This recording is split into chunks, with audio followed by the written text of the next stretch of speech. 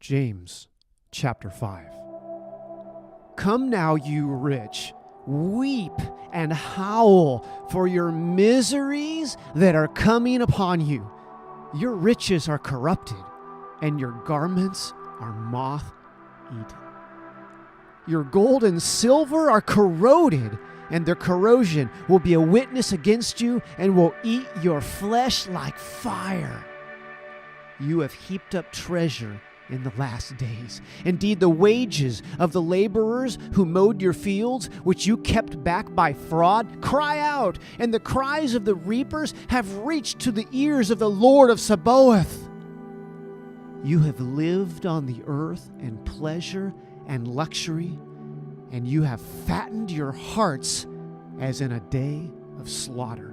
You have condemned, and you have murdered the just. He does not resist you.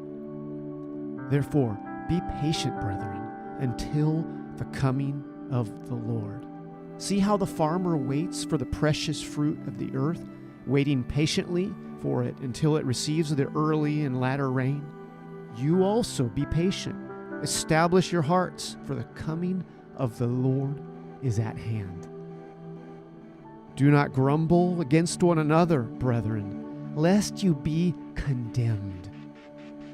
Behold, the judge is standing at the door. My brethren, take the prophets who spoke in the name of the Lord as an example of suffering and patience. Indeed, we count them blessed who endure. You have heard of the perseverance of Job and seen the end intended by the Lord, that the Lord is very compassionate and merciful.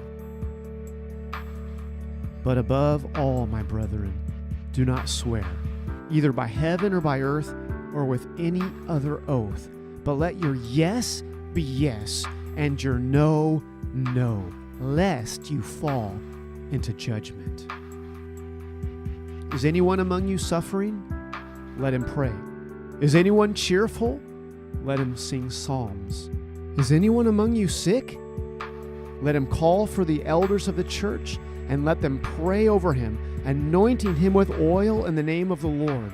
And the prayer of faith will save the sick, and the Lord will raise him up. And if he has committed sins, he will be forgiven. Confess your trespasses to one another, and pray for one another that you may be healed. The effective, fervent prayer of a righteous man avails much. Elijah was a man with a nature like ours, and he prayed earnestly that it would not rain. And it did not rain on the land for 3 years and 6 months. And he prayed again, and the heaven gave rain, and the earth produced its fruit. Brethren, if anyone among you wanders from the truth, and someone turns him back, let him know that he who turns a sinner from the error of his way will save a soul from death and cover a multitude of sins.